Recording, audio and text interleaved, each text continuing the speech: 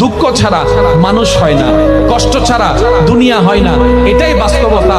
আর এই চির বাস্তবতা, চির সত্য কথাটা যে যত দ্রুত মনের মধ্যে বসাই নিতে পারবে, সে তত দ্রুত সুখের সন্ধান পেতেই থাকবে। বলেন সুবহানাল্লাহ।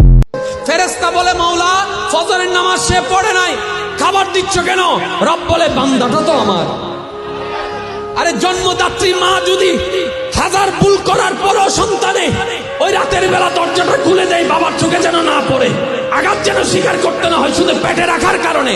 ওই ফেরেশতা, আমি তো আমার বান্দাকে নিজের কুদরতি হুকুম দিয়ে হাত দিয়ে সৃষ্টি করেছি, মায়া করে সৃষ্টি করেছি। আমি রব চাই না আমার কোন বান্দা জাহান্নামে যাক, আমি চাই আমার প্রত্যেকটা বান্দা জান্নাতে যাক, জান্নাতের নিয়ামত নিচ্ছে। এ ফেরেশতা, এ জমিন, তোমরা যারা জমিন ধ্বংস করে দিতে চাও, আমি আল্লাহ দেখতেছি কেমন গুনাহ হইতেছে। যেই মানুষে আমি আল্লাহ এত আদর করে বানাইলাম, আসমান আল্লাহ বানাইছেন কুন ফায়াকুন বইলা, ফেরেশতা আল্লাহ বানাইছেন কুন ফায়াকুন বইলা, জমিন আল্লাহ বানাইছেন কুন ফায়াকুন বইলা, কিন্তু আমারে আপনারে আল্লাহ পাক কুন ফায়াকুন বইলা বানায় নাই। আমাকে আপনাকে যখন আল্লাহ বানাইছে, খালাকতু বিয়াদাইয়া, আল্লাহ বলে আমি আমার নিজের হাত দিয়া বান্দা বান্দিরে বানাইছি। কারণ এই চেহারার মধ্যে এত দামি কপাল, ওই কপাল দিয়া বান্দা আমার কুদরতি কদমে সাজদা দিবে।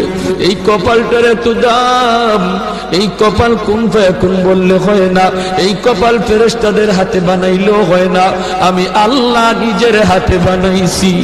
বেনামাজি যদি ঘুমায় যাইয়া ঘুম যদি আর না ভাঙ্গে, রাত যদি আর ভোর না হয়, এই পৃথিবীর বাস্তবতা এটা। এজন্য আমি অনুরোধ করলাম, আল্লাহ বলেন, বান্দা সব তো আমার প্রশংসা করবা না কেন?